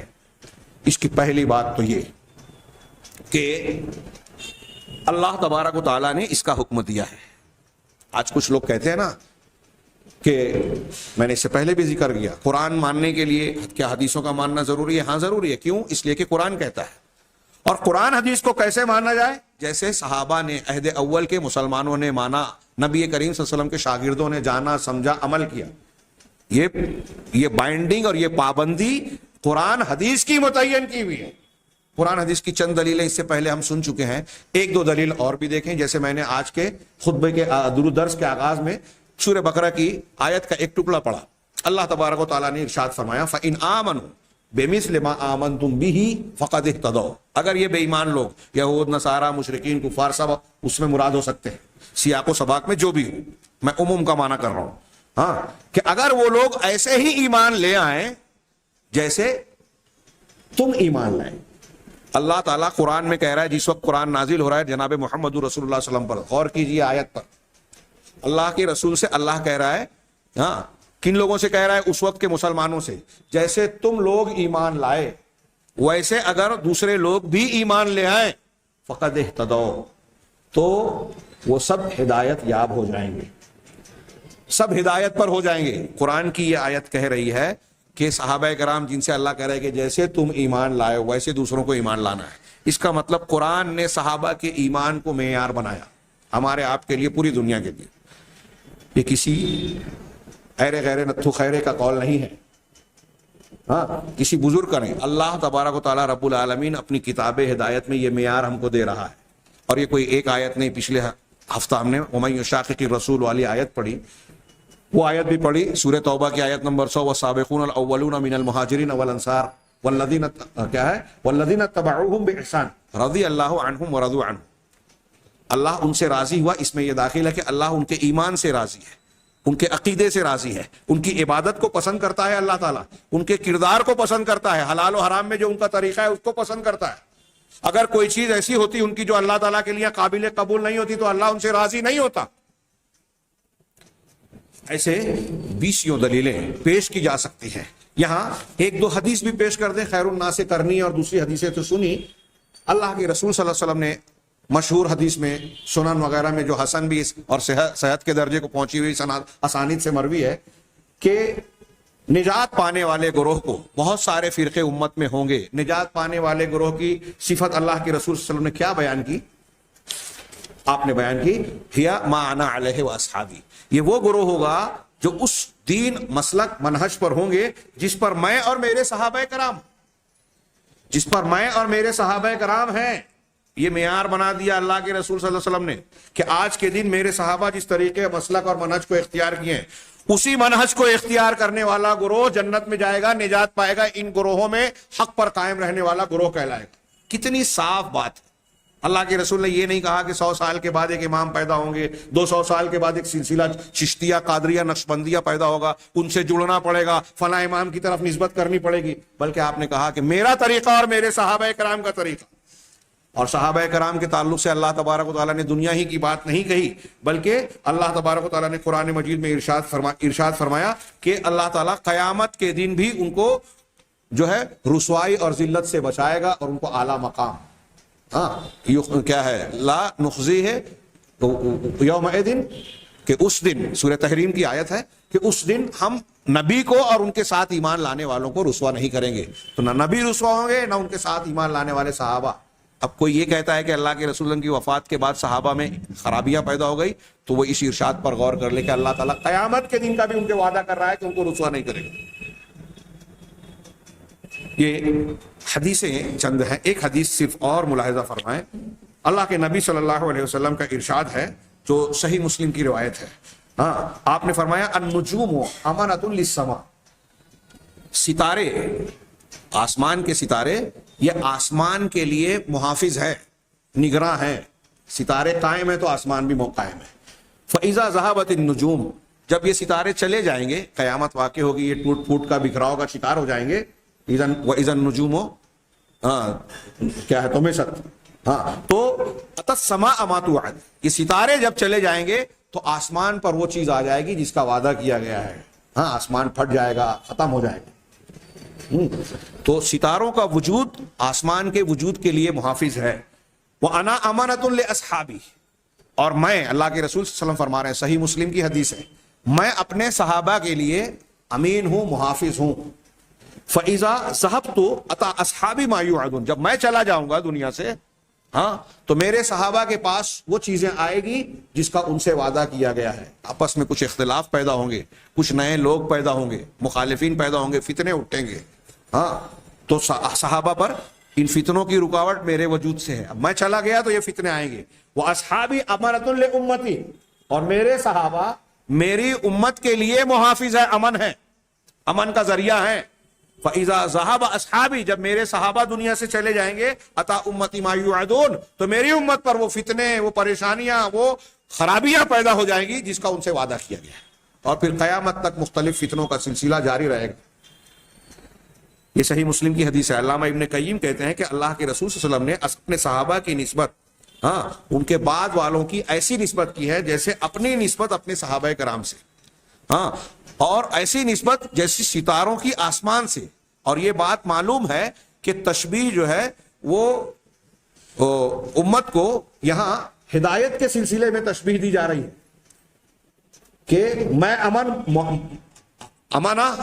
میں امین ہوں، محافظ ہوں، مطلب جب تک میں ہوں تو فتنے نہیں آئیں گے، ہدایت پر قائم رہیں گے۔ صحابہ جب تک موجود ہیں فتنے رکے ہوئے رہیں گے، اور ان کے عدم وجود سے فتنہ۔ اس کا مطلب یہ کہ صحابہ تابعین کے پاس جو ہے صحیح دین، صحیح علم اور صراط مستقیم موجود ہے۔ بدعتیں، خرافات اور وہ چیزیں جو دین کے سلسلے میں، دین کے نام پر داخل ہونے والی تھی بعد میں، وہ صحابہ تابعین میں نہیں موجود تھی۔ چنانچہ آگے یہ کہتے ہیں کہ صحابہ کرام کو جو ہے ستاروں سے نسبت تشبیہ دینے میں بڑا نفیس فائدہ بیان کیا بعض علماء نے، اور وہ یہ ہے کہ اللہ تعالیٰ نے قرآن مجید میں ستاروں کا 3 فائدہ بیان کیا۔ کیا؟ ایک تو یہ کہ انہا زینۃ للسماء، کہ یہ آسمانوں کے لیے زینت کا سامان ہے، خوبصورتی کا باعث ہے، جیسا کہ اللہ نے فرمایا وَلَقَدْ زَيَّنَّا السَّمَاءَ الدُّنْيَا بِمَصَابِيحَ، ہم نے سمائے دنیا کو مصابیح چراغوں کے ذریعے سے، ستاروں کے ذریعے سے مزین کیا، آراستہ کیا۔ ہاں، دوسرا ستاروں کا فائدہ کیا ہے؟ الاہتداء بہا، ان کے ذریعے سے راستہ اختیار کرنا، رہنمائی حاصل کرنا۔ اللہ تعالیٰ نے فرمایا وَبِالنَّجْمِ هُمْ يَهْتَدُونَ، کہ وہ ستاروں کے ذریعے سے راستہ پاتے ہیں، ہدایت پاتے ہیں۔ تیسرا فائدہ ستاروں کا اللہ تعالیٰ نے بتایا انہا رجوم الشیاطین، کہ یہ شیاطین کو مارنے کا ذریعہ ہے، رجم کرنے کا ذریعہ ہے، جیسا کہ اللہ عز و جل نے فرمایا وَجَعَلْنَاهَا رُجُومًا لِلشَّيَاطِينِ، کہ ہم نے ان ستاروں کو شیاطین کو مار بھگانے کا ذریعہ بنایا۔ اب یہ تین صفتیں یا فائدے ستاروں کے قرآن نے بیان کیا ہے، اور صحابہ کرام کو ستارہ کہا گیا۔ تو اب یہ تین فائدہ ان میں کیسے آتا ہے کہ صحابہ کرام اس امت کے لیے، اپنے نبی کے بعد اس امت کے لیے زینت اور خوبصورتی کا سامان ہے۔ دنیا کے غیر مسلم مستشرقین کو بھی اس بات کا اعتراف ہے، محمد رسول اللہ صلی اللہ علیہ وسلم کا معجزہ مانتے ہیں کہ اللہ کے رسول صلی اللہ علیہ وسلم کی زیر تربیت جس نسل نے بود و باش پائی، نشو و نما پائی، دنیا کی تاریخ انسانی میں کوئی ایک زمانے میں اتنے عظیم شخصیات کبھی پیدا نہیں ہوئی۔ نبی کریم صلی اللہ علیہ وسلم نے صرف 23 سالہ دور نبوت اور تعلیم کے ذریعے دنیا کی سب سے بڑی جاہلیت اور جہالت کو دنیا کی سب سے بڑی تہذیب و تمدن میں بدل دیا۔ ایسا بہترین، صاف ستھرا، پاکیزہ معاشرہ کبھی وجود میں نہیں آیا۔ ایک مستشرق کے الفاظ ہیں، عظیم شخصیت کے لیے وہ لوگ ہیرو کا لفظ استعمال کرتے ہیں جو ٹھیک نہیں معلوم ہوتا، لیکن ان کے الفاظ نقل کروں کہ محمد صلی اللہ علیہ وسلم ہیروز کی نرسری تھے، جو آپ کے یہاں آپ کے پاس آیا، آپ کی تربیت میں رہا، وہ ہیرو بن گئے، یعنی عظیم شخصیت بن گئے۔ اور دنیا میں اتنے ذہین، فتین، مختلف فنون اور مختلف اعتبار سے اعلیٰ ترین مقام کو فضیلت میں پہنچے ہوئے شخصیات کبھی ایسے ایک زمانے میں کبھی اکٹھا نہیں ہوئی جتنی رسول اللہ صلی اللہ علیہ وسلم کے صحابہ کرام کی شکل میں ایک زمانے میں اکٹھا تھے۔ تو یہ اس امت کے لیے زینت کا سامان ہے۔ ہاں، اور صحابہ کرام جو ہے حق کی معرفت کے سلسلے میں ان کے ذریعے سے ہدایت پائی جاتی ہے۔ کون سا عقیدہ صحیح ہے، کون سا طریقہ سنت ہے، کون سا بدعت ہے، کس بات کو قبول کرنا چاہیے، کس کو رد کرنا چاہیے، یہ صحابہ کرام کو دیکھ کر آپ اور ہم پتہ لگا سکتے ہیں۔ یعنی جیسے ستارے کے ذریعے سے اللہ نے بتایا کہ اس کا فائدہ ہے کہ راستہ اور سمت، آج بھی جو ہے جہاز کا سفر کرنے والے اس کے ذریعے سے سمت معلوم کرتے ہیں، کھیت اور کھلیان میں رہنے والے اس کے ذریعے سے وقت اور سمت معلوم کرتے ہیں۔ ایسے ہی ان صحابہ کرام کے ذریعے سے صحیح دین اور باطل دین کا فرق معلوم ہوتا ہے، سنت اور بدعت کا فرق جانا جا سکتا ہے۔ اسی طریقے سے یہ صحابہ کرام انسانوں میں سے جو اہل کفر ہیں، اہل بدعت ہیں اور نئی نئی چیزیں پیدا کرنے والے ہیں امت کے اندر، ان کے لیے صحابہ کرام رجم کا کام کرتے ہیں۔ صحابہ کے اقوال سے، ان کے اعمال سے، ان کے طریقے سے ہم جس طرح آسمان کے ستارے شیاطین کو مار بھگاتے ہیں، ایسے ان اہل بدعات اور خرافات کو صحابہ کے طریقے اور ان کے مسلک سے مار بھگایا جا سکتا ہے۔ چنانچہ کتنی بدعات ہیں جن کو صحابہ نے جڑ سے اکھاڑ کر پھینک دیا، کتنے باطل پرست ہیں جن کو انہوں نے خاک آلود کر دیا۔ اللہ تعالیٰ ان سے راضی ہو اور ان کو رضی اللہ عنہم ورضوا عنہ، اللہ تعالیٰ ان سے راضی ہو۔ امام ابو مسلم الخولانی کہتے ہیں کہ علماء کی مثال زمین میں ایسے ہی ہے جیسے آسمان میں ستاروں کی، کہ جب وہ ستارے ظاہر ہوتے ہیں تو لوگوں کو راستہ ملتا ہے، ہدایت ملتی ہے، اور جب وہ گم ہو جاتا ہے، گھپ اندھورا چھا جاتا ہے تو لوگ حیران ہو جاتے ہیں، راستہ سمجھ میں نہیں آتا۔ میں یہاں یمن کے ایک عالم دین کی کتاب سے ایک بات پیش کرنا چاہتا ہوں کہ اللہ کے رسول صلی اللہ علیہ وسلم یا ہم نے سلف کا منہج جو اختیار کیا، یہ جن کی کتاب ہے، ان کا انشاءاللہ ان سے متعلق کچھ باتیں، ان کی باتیں کتاب کے حوالے سے آئندہ دروس میں پیش کی جائے گی۔ یہ پہلے اخوان المسلمین کے عالم تھے، انہوں نے اس سے توبہ کی، نکل کر سلفی منہج اہل الحدیث کا طریقہ اختیار کیا۔ ایسے لاکھوں لوگ ہیں دنیا کے اندر اہل بدعت اور اخوانیت کو اور ان کو چھوڑ کے۔ میں آئندہ درس میں، ایک درس کے بعد والے میں، جب اخوانیت سے متعلق گفتگو ہوگی تو ذکر کروں گا۔ انہوں نے اپنی اسی کتاب میں یہ بات کہی کہ ہم صحابہ کا منہج اختیار کرتے ہیں اور سلفی منہج کہتے ہیں، اپنے آپ کو سلفی کہتے ہیں، تو کیوں اس کو اختیار کرتے ہیں، کیوں اس کو اختیار کرنا ضروری ہے؟ تو ان کا ہی ایک جملہ یہ ہے جو میں نے گزشتہ درس میں بھی استعمال کیا تھا کہ صحابہ کا منہج اور نبی کا منہج معصوم ہے، اس کے اندر کوئی خطا، کوئی ملاوٹ، کوئی خرابی کا سوال ہی پیدا نہیں ہوتا۔ وہ اس دنیا سے گزرے تو صاف ستھرا منہج تھا اور اللہ ان سے راضی تھا، اور اللہ نے کہا ہے کہ ویسا ایمان اگر تم لے آؤ جیسا صحابہ کرام نے اختیار کیا تو تم ہدایت یاب ہو جاؤ گے. اللہ کہہ رہا ہے کہ ان کے ایمان کو ان کو ہدایت کہا. لہذا اب کچھ وجوہ انہوں نے بڑے پیارے بیان کیے ہیں. انہوں نے کہا کہ صحابہ کرام کیا، جیسے ہمارا آج کا عنوان ہے کہ طریقہ صحابہ ہی معیار کیوں اسی کو ہم سمجھیں گے، تو اس کی وجہ بیان کر رہے ہیں. قرآن حدیث کی دلیلیں دی، سلف کے اقوال کی دلیلیں دی، کہ کچھ عقلی طور سے آپ اور ہم بھی غور کریں. ہاں اس کو اس طرح، جو ان کا آخری نقطہ ہے میں اس کو پہلے بیان کروں. یہ آخری میں کہتے ہیں کہ دیکھیے کہ جتنے بھی دنیا میں طوائف اور گروہ پائے جاتے ہیں، مسلک کے لوگ پائے جاتے ہیں، جتنے فرقے اور جتنی جماعتیں ہیں، وہ سب کے سب یہ جو دعویٰ کرتے ہیں کہ ہم قرآن حدیث کو ماننے والے ہیں. بہت غور سے سنیے گا، ذہن نشین کیجئے گا. بڑی پیاری بات کہی ہے انہوں نے، میں نقل کر رہا ہوں صرف. انہوں نے کہا کہ جتنے بھی فرقے اور جماعتیں دنیا میں روئے زمین پر ہیں اور قرآن و حدیث کی طرف اپنی نسبت کرتی ہیں، بولتی ہیں کہ ہم قرآن حدیث کو ماننے والے ہیں، آپ ان پر غور کریں تو وہ قرآن و حدیث کو کیسے مانتے ہیں. قرآن حدیث کو کیسے مانتے ہیں؟ اگرچہ اہل سنت والجماعت ہی کہلانے والے شافعی، مالکی، حنبلی بھی ہیں، حنفی بھی ہیں، لیکن آپ سوچئے کہ ایک حنفی کہتا ہے کہ میں قرآن حدیث کو ہی مانتا ہوں. کیسے مانتا ہے وہ؟ امام و حنیفہ یا حنفی مسلک سی جو تشریحات قرآن و حدیث کی ہے اس کو مانتا ہے. شافعی امام شافعی کی طرف نسبت کی ہوئی تشریحات کی بنیاد پر قرآن حدیث کو مانتا ہے. یعنی قرآن حدیث کو جیسے امام شافعی نے مانا سمجھائے ہم اس کو مانیں گے. مالکی کہتا ہے جیسے امام مالک نے سمجھائے ہم اس کو مانیں گے. یہی بات حنبلی کہے گا، حالانکہ حنبلیوں کے یہاں قرآن حدیث کی اتباع کا دوسروں کے مقابلے میں زیادہ توسع اور جذبہ پایا جاتا ہے، جیسا کہ آج ہم سعودی عرب کے بہت سارے حنبلیوں کو دیکھتے ہیں. اسی طریقے سے جہمیہ ایک گروہ گزرا، وہ جہم ابن صفوان اور جعد ابن درہم کی طرف نسبت رکھتے ہیں، یعنی وہ دین مانتے ہیں قرآن حدیث کو ویسے جیسے جہم ابن صفوان اور جعد بن درہم نے مانا. اسی طرح اشعریہ یہ کتاب و سنت کو اپنے مسلک امام ابو الحسن اشعری کی طرف جو نسبت رکھنے والے علماء ہیں، بزرگان اور امامان ہیں، ان کی فہم کی بنیاد پر مسلک اور عقیدہ اختیار کرتے ہیں. معتزلہ اپنے بانی مذہب کے لوگوں کی فہم کی بنیاد پر مانتے ہیں. اس کو اور تھوڑا قریب کر لیجئے. آج صوفیوں میں جو نقش بندی ہے، وہ نقش بندیہ مشائخ کے اقوال کو دین سمجھتا ہے کہ یہ قرآن حدیث کی تشریح کر رہے ہیں. اب ان کے یہاں تو یہ بھی ہے کہ قرآن حدیث کی ضرورت نہیں ہے، یہاں قال نہیں ہے، حال ہے. یہ تو سب سے بڑا کفر اور گمراہی یہیں سے شروع ہو جاتی ہے کہ آپ پیر کے ہاتھ میں ایسے رہو جیسے مردہ غسل دینے والے کے ہاتھ، اور قال چھوڑ دو، حال دیکھو. ہمارے پیر صاحب نے آنکھ بند کر کے کشف کیا تو فلاں اور فلاں سے حدیث سنی، اس کی ضرورت نہیں ہے، نبی کی ضرورت نہیں ہے. نعوذ باللہ، یہ کفر کی بات ہے. لیکن یہ کون سا دین مان رہے ہیں؟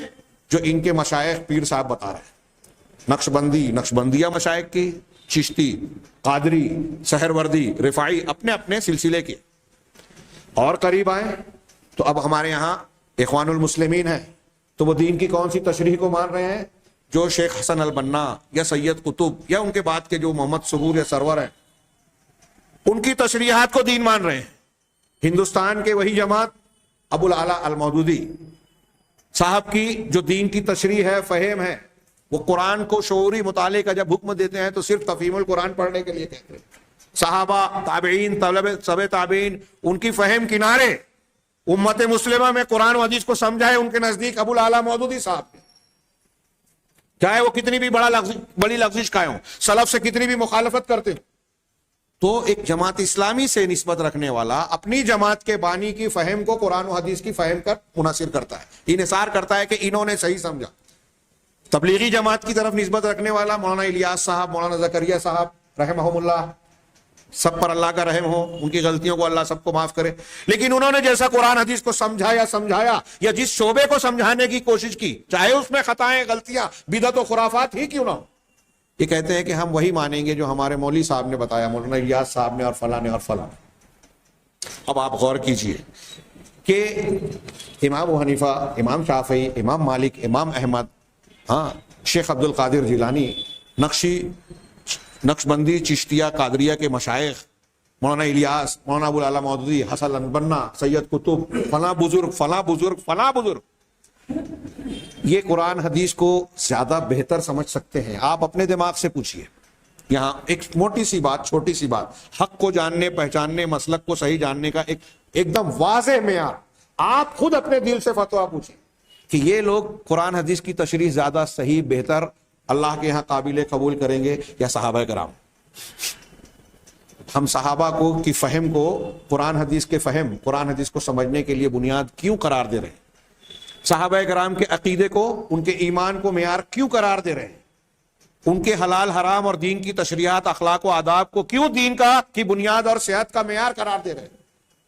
اس کی جو بنیادیں ہم نے پڑھی عقلی طور سے غور کریں تو ظاہر سی بات ہے کہ صحابہ کرام یہ جو انہوں نے صاحب یمن کے عالم دین نے بیان کیا، اس لیے کہ انہوں نے لأنہم عاصروا التشریع، شریعت جب بنائی جا رہی تھی، قرآن کا جب نزول ہو رہا تھا، اس کے زمانے میں وہ صحابہ موجود تھے، اس لیے صحابہ کی تشریح زیادہ اہم، اولا اور زیادہ حقدار ہے کہ مانا جائے، زیادہ صحت کے اور صحیح ہونے کے لائق ہے۔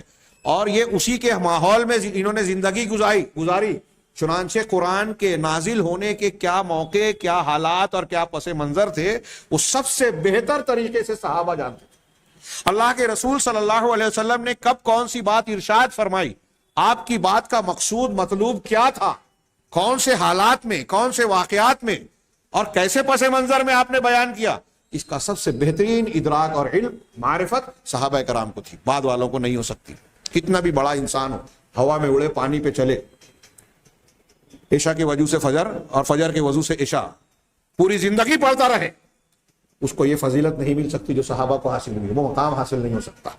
دوسرا، وَلِأَنَّ خطاب الشارع متوجہ فی الیہم فی الاصل، انہوں نے دوسرا نقطہ بیان کیا کہ صحابہ کی بات کو ہم کیوں ضروری مانتے ہیں، معیار مانتے ہیں، اس لیے کہ شارع کا خطاب، اللہ تعالیٰ نے جب قرآن نازل کیا، رسول اللہ صلی اللہ علیہ وسلم کا کام تھا کہ قرآن کی تشریح کریں، تفسیر کریں، سمجھائیں، قولی عملی ہر اعتبار سے، تو قرآن کا رخ اور نبی کریم صلی اللہ علیہ وسلم کی توجہ، روح سخن سب سے پہلے اصل میں صحابہ کرام سے ہی تھا، صحابہ سے ہی خطاب کر کے اللہ نے بیان کیا، فَإِنْ آمَنُوا بِمِثْلِ مَا آمَنْتُمْ بِهِ، جہاں جہاں المومنین کہا اللہ تعالیٰ نے، اللہ کے رسول نے پہلے، سب سے پہلے صحابہ اس کے مراد تھے اور انہی کی طرف خطاب تھا۔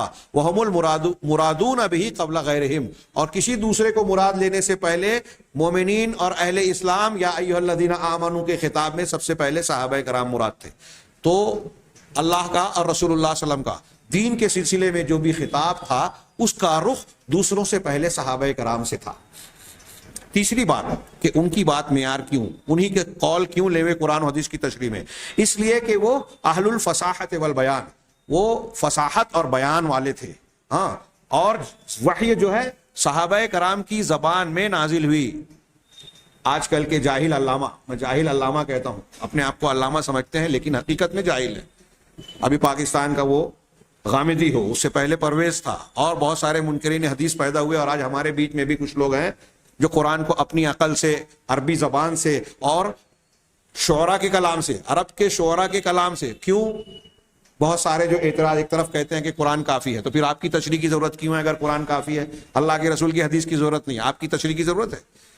جو کام رسول اللہ صلی اللہ علیہ وسلم کو جس گدی اور منصب سے آپ ہٹا رہے ہیں، اپنے آپ کو وہاں بٹھا رہے ہیں کہ رسول کو یہ حق نہیں ہے کہ قرآن کا معنی مطلب تفسیر بیان کرے، آپ کو حق ہے، حدیثیں محفوظ نہیں ہے، یہ کہتے ہیں۔ عرب کے شعراء کا کلام محفوظ ہے، عربی لغت ڈکشنری محفوظ ہے، جبکہ ڈکشنری عرب کے کلام لغت میں بھی بڑا اختلاف ہے، یہ لوگ پکڑ ہی نہیں کرتے، دھیان ہی نہیں دیتے، ایک لفظ کے کئی معنی، اور معنی میں بھی اختلاف، بلکہ تلفظ، پروننسیشن میں بھی اختلاف عربی زبان کے اعتبار سے، وہ ایک مستقل موضوع ہے، کبھی اس پر گفتگو کی جائے گی۔ صحابہ کرام فصاحت و بیان میں سب سے اعلیٰ تھے۔ یہ آج جو لوگ بولتے ہیں کہ عربی کا معنی یہ ہوتا ہے اور اس کی گہرائی میں یہ معنی، اس میں نقطہ، فلسفہ، گہرائی اور باریکی پیش کر کے اپنے الٹے سیدھے کو دین کے اختیار کردہ معنی اور اصولوں کو ثابت کرنے کی جو اہل بدعت کوشش کرتے ہیں، انہیں معلوم ہونا چاہیے کہ صحابہ کرام سے بہتر عربی کسی کی نہیں تھی۔ میں اکثر یہ بات کہا کرتا ہوں کہ آج ہم اور آپ قرآن پڑھتے ہیں، تفسیر کے لمبے لمبے صفحات پڑھ لیتے ہیں، قرآن کی ایک آیت کی تفسیر میں ہم 10 20 صفحہ پڑھ لیتے ہیں، لیکن ہمیں قرآن کی وہ گہرائی، بلاغت، علمیت، اس کے اعجاز کے مختلف پہلو ہمارے سامنے دماغ میں کھلتے نہیں۔ لیکن ہم اللہ کے نبی صلی اللہ علیہ وسلم کے زمانے کے ایسے سینکڑوں واقعات پڑھتے ہیں، جانتے ہیں، تاریخ میں محفوظ ہے صحیح سندوں کے ساتھ، کہ اس زمانے کا ایک آدمی قرآن کا ایک ٹکڑا سنتا تھا، ایک آیت کا ٹکڑا، ایک سورت، چند آیتیں سنتا تھا، اور فوراً برملا کہتا تھا ما ھذا قول البشر، یہ انسان کا کلام ہو ہی نہیں سکتا۔ کتنی زبان، ان کو قرآن کتنا سمجھتا تھا، جاہلی ہیں. ہاں ایک دیہاتی جو ہے سجدے میں گر پڑا قرآن کی ایک آیت کا ٹکڑا سن کے, فاصدع بما تؤمر, تفسیری روایات میں ہے کہ دیہاتی سجدے میں گر پڑا. لوگوں نے پوچھا لما سجدتا, کہا سجدت لفصاحتہ, اس کلام کی فصاحت کو میں نے سجدہ کیا. انا اعطیناک الکوثر بڑا مشہور واقعہ ہے, کسی نے کعبے کی دیوار پر مکی زمانے میں لکھ دیا تھا, سب سے چھوٹی سورہ قرآن کی, انا اعطیناک الکوثر فصل لربک وانحر ان شانئک هو الابتر. عرب کا ایک ماہر زبان دان جو شعرا کے کلام کو جج کیا کرتا تھا سوکھے اوکاز میں کہ کون سا قصیدہ سب سے اچھا ہے, ہمارے آج کے جیسے جج ہوتے ہیں نا مارکس دینے والے, ویسے تو کلام کا کتنا گہرا ادراک رکھنے والا شخص رہا ہوگا وہ, اس نے بار بار پڑھا انا اعطیناک الکوثر, آگے اپنے ہاتھ سے لکھ دیا ما ھذا قول البشر, یہ انسان کا کلام نہیں ہے, اسی وزن پہ لکھا. تو فصاحت اور بلاغت میں صحابہ کرام کا جو مقام تھا, بیان کرنے میں جو مقام تھا, اور وحی الہی اللہ تعالیٰ کا کلام جس زبان میں جس معیار کی زبان میں نازل ہوا, وہ صحابہ کرام کے ماحول کی رعایت کرتے ہوئے نازل ہوا. لہذا قرآن کی زبان رسول اللہ صلی اللہ علیہ وسلم کے بیان کو سب سے بہتر طریقے سے, اس کی بلاغت, اس کی باریکیوں کو سمجھنے والے کون ہو سکتے ہیں؟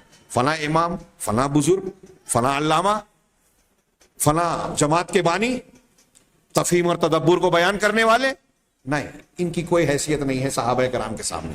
تو علم اور زبان کے اعتبار سے وہ سب سے اعلیٰ درجے پر فائز تھے. فصاحت و بلاغت پہ وقت نہیں ہے اس لیے میں اور واقعات نہیں سناتا.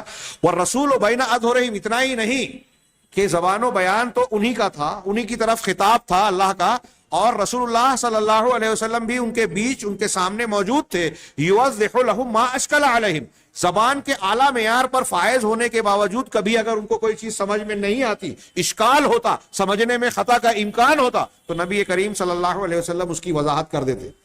ایسی کتنی مثالیں پیش کی جا سکتی ہے کہ اللہ تعالیٰ نے کہا کہ جن لوگوں نے ایمان لایا اور ایمان کے ساتھ ظلم کی آمیزش کی ان کے لیے امن ہے اور یہی ہدایت یافتہ ہے. صحابہ نے کہا ہم میں سے کون ہے جو ظلم نہیں کرتا, چھوٹا بڑا ظلم تو ہی جاتا ہے. اللہ کے رسول نے کہا یہاں ظلم سے مراد شرک ہے. میں ایک مثال دے رہا ہوں جلدی کے مارے, آیتیں میں نے نہیں پڑھی, ایسی بہت ساری جگہ ضرورت پڑی صحابہ کرام کو اللہ کے رسول کی تشریح کی, تو یہ منکرین حدیث سوچے کہ آپ کو ہم کو ضرورت نہیں ہے اللہ کے رسول کی شرح کی تفسیر کی. بہرحال تو جو قرآن نازل ہوا اس کی زبان صحابہ کرام سب سے بہتر طریقے سے جانتے تھے, وہ اہل فصاحت و بیان تھے. قرآن انہی کی زبان میں, انہی کے ماحول میں نازل ہوا. چوتھا نقطہ انہوں نے بیان کیا کہ صحابہ کو معیار کیوں مانتے ہیں, ان کی فہم کو, ان کے طریقے کو, ان کے دین کو, اس لیے کہ کتاب و سنت کی نصوص, بہت ساری نصوص ان کی فضیلت اور ان کے قدر و منزلت اور ان کے اعلیٰ مقام پر دلالت کرتی ہیں. ابھی ہم نے چند کو سنا کہ اللہ ان سے راضی ہوا, وہ اللہ سے راضی ہوئے. مہاجرین و انصار کا یہ مقام ہے, اگر تم ایمان لے آؤ ویسے جیسے صحابہ لائے تو تم ہدایت والے ہو جاؤ گے. جو مومنین کی مخالفت کرے گا, صحابہ کی مخالفت کرے گا, وہ جہنم رسید ہوگا. یہ صحابہ کے فضائل کو بیان کرنے والی قرآن کی بہت ساری آیتیں اور اللہ کے رسول صلی اللہ علیہ وسلم کی بہت ساری احادیث, عظمت صحابہ میں ہم ان کو کچھ واقعات کو سنیں گے, تو ان کی فضیلت اور اعلیٰ مقام کو بیان کرتی ہے یہ نصوص کتاب و سنت, جو کہ تواتر کو کے درجے کو پہنچی ہوئی ہے. مجھے بعض اقوال یاد آ رہے ہیں, میں صرف اشارہ کروں. امام ابو زرع رازی کا بھی ایک قول ہے اور ایک دوسرے امام کا بھی, ان کے ملا کر اپنے الفاظ میں نقل کر رہا ہوں. امام ابو زرع رازی کہتے ہیں کہ اگر تم کسی ایسے شخص کو دیکھو جو صحابہ کرام کو برا کہہ رہا ہے, ان پر تان و تشنی کر رہا ہے, ان پر الزام تراشی کر رہا ہے, تو تم اس سے دور رہو اور جان جاؤ کہ وہ اہل سنت میں سے نہیں ہیں. بہت غور سے سنیں. ایسے کتنے لوگ ہیں آج ہمارے درمیان, ہمارے نوجوان جو ہیں دھوکہ کھا کے کہ ان کے فالوور اتنے ہیں, اتنے لوگ لائک کرتے ہیں, فلاں انجینئر ہے, فلاں بزرگ ہے, فلاں صاحب ہے, اتنے فالوور ہیں, ٹی وی چینل پہ آتے ہیں, تو اب ان کو خوب پڑھنے سننے لگے اور ان سے متاثر ہو گئے. یہ ہمارے سلف کہہ رہے ہیں کہ اہل بدعت سے دور رہنا, اور دیکھو کہ صحابہ کرام کو اگر کوئی برا کہہ رہا ہے تو تم اس سے بچنا, کیونکہ وہ بدعتی ہے اور وہ یہ چاہتا ہے کہ تمہارے دین کی بنیاد کھود دے, توڑ دے. امام ابو ذرا کہتے ہیں اس لیے کہ صحابہ ہی ہیں جنہوں نے قرآن کو ہم تک نقل کیا, حدیثوں کو نقل کیا, وہ دین کے پہلے راوی ہیں. اگر آپ صحابہ کرام کو حذف کر دیجئے تو ہمارا دین ختم ہو جاتا ہے, دین بچتا ہی نہیں ہے. صحابہ کرام کی روایت اور ان کے دین پر ہمارے قرآن حدیث کی بنیاد کھڑی ہوئی ہے. صحابہ کو مجروح کر دے, دین ختم. تو یہاں چوتھا نقطہ انہوں نے جو بیان کیا کہ اللہ تعالیٰ نے قرآن میں اور اللہ کے رسول نے اپنی احادیث میں ان کی فضیلتیں، مرتبے، مقام کو بیان کیا، اس لیے، اور جو مقام اور مرتبہ صحابہ کا ہے بعد والوں کا نہیں ہے، کسی امام کا نہیں ہے۔ دنیا کا کوئی بڑے سے بڑا ولی ہو جائے، کسی صحابی کے نقش پا کو نہیں پا سکتا، ان کے درجے کو نہیں پہنچ سکتا۔ یہ متفق علیہ مسئلہ ہے اہل سنت والجماعت میں۔ ہاں، اس کے بعد والا نقطہ انہوں نے بیان کیا کہ وَلِأَنَّ اللَّهَ سُبْحَانَهُ قَدْ جَعَلَ لَهُمُ الْإِمَامَةَ فِي الدِّينِ لِمَنْ بَعْدَهُمْ، اور اس لیے بھی صحابہ کو معیار ماننا ضروری ہے کہ اللہ تعالیٰ نے دین کے سلسلے میں بعد والوں کے لیے ان کو امامت کا درجہ دیا ہے کہ صحابہ کرام تمہارے لیے معیار ہیں، ان کی پیروی کرو۔ وَأَثْنَى عَلَيْهِمْ، اور ان کے صحابہ پر تعریف کی اور ان کی پیروی کرنے والوں کی بھی تعریف کی، رضی اللہ عنہم ورضوا عنہ، ہاں، کہ والذین اتبعوہم بإحسان، وہ لوگ جو احسان کے ساتھ سابقون الاولون کی اتباع کرتے، اللہ تعالیٰ نے ان کی تعریف کی اور ان کی مدح و ستائش کی، وعلی من تبعہم، ان کی بھی تعریف کی اور ان کی اتباع کرنے والوں کی بھی، وسلک سبیلہم، اور صحابہ کرام کے راستے پر جو چلنے والا ہے ان کی بھی تعریف کی۔ یعنی اللہ تعالیٰ ہم کو اور آپ کو یہ کہہ رہا ہے کہ وہی راستہ اختیار کرو جو صحابہ کا تھا، سابقون الاولون کا تھا۔ وانما نال التابع الفضل لفضل المتبوع۔ اب یہاں ہم کو اور آپ کو اگر کوئی فضیلت ملے گی، بڑی پیاری بات کہی انہوں نے، ہم کو اور آپ کو اگر اللہ کے یہاں قبولیت ملے گی، فضیلت ملے گی، تو ان کی پیروی کر کے متبوع کو جو فضیلت ہم کو اور آپ کو حاصل ہوگی، تابع کو جو فضیلت حاصل ہوگی، وہ متبوع کی وجہ سے ہوگی، یعنی ان کی فضیلت کی وجہ سے کہ ان کے طریقے پر ہم اور آپ چلیں۔ یہاں کوئی نئی چیز ایجاد کر کے آپ اللہ کے یہاں مقبول نہیں ہو سکتے، پرانا طریقہ، صحابہ کا طریقہ اختیار کرنا ہوگا۔ اور ایک آخری ایک نقطہ اور بیان کیا، وَلِأَنَّهُمْ نَاجُونَ مِنَ الضَّلَالِ، اس لیے بھی صحابہ کا دین ایمان معیار ہے کہ وہ گمراہی اور ضلالت سے جو ہے نجات پانے والے ہیں۔ یبعدون عن مواطن الزلل، ہاں، لغزشوں، خطاؤں اور گمراہ ہونے کے جو مواقع ہیں، راستے ہیں، ان سے صحابہ کرام بہت دور تھے، ہلاکت کے میں پڑنے سے بہت دور تھے۔ رب البریہ نے ان کی عدالت، ان کے عادل ہونے، ان کے سقا ہونے کا 7 آسمانوں کے اوپر سے گواہی دی ہے، رضی اللہ عنہم ورضوا عنہ، ذالک لمن خشی ربہ۔ اسی طریقے سے اس لیے بھی صحابہ کی بات ضروری ہے، جو انہوں نے کہا، جو ہم سن چکے ہیں کہ وہ سب سے بہترین زمانے کے لوگ ہیں۔ اور آخری بات انہوں نے یہی کی، اس لیے بھی کہ جو دنیا میں مختلف جماعتیں، گروہ پائے جاتے ہیں، وہ سب کے سب اپنے بانی کی طرف نسبت کرتے ہیں، اور صحابہ کرام اللہ کے رسول صلی اللہ علیہ وسلم کے براہ راست شاگرد ہیں، اللہ کے پہلے مخاطب ہیں۔ اور یہ جو نکات بیان کی، اس بنیاد پر صحابہ کرام کی دین کی فہم، ایمان کا اختیار کرنا دوسروں کے مقابلے میں سب سے بہتر، سب سے صحیح اور سب سے زیادہ قابل اعتماد ہے۔ اس بات کا، ان امور کا حاصل کلام یہ ہے کہ دین اسلام خالص کیا ہے، جو قرآن میں ہے، جو حدیث میں ہے، اور قرآن و حدیث کو جس طریقے سے صحابہ، تابعین، تبع تابعین نے، ان 3 زمانے کے لوگوں نے، جو اہل سنت والجماعت ہے، جس طریقے سے اختیار کیا، وہی دین ہے۔ اب ہم ان کی طرف نسبت کرنے کو سلفیت یا سلفی منہج کہہ رہے ہیں، اس کا مطلب یہ ہوا کہ سلفی منہج اور سلفیت وہی ہے جو صحابہ کرام کا طریقہ ہے۔ انہوں نے جو صحابہ کرام کا طریقہ ہے اور صحابہ کرام نے جو طریقہ اختیار کیا، وہی قرآن و حدیث ہے۔ تو دین اسلام سے اس کا تعلق کیا ہے کہ جو اسلام ہے وہی سلفی منہج ہے، جو اسلام ہے وہی صحابہ کا طریقہ ہے۔ اب ہم اور آپ یا سلفی منہج کو اختیار کرنے والے لوگ قرآن، حدیث، صحابہ کے طریقے پہ اختیار جب کرتے ہیں، تو اسی بنیاد پر دنیا میں جتنے بھی اہل بدعت ہیں ان سے الگ ہوتے ہیں۔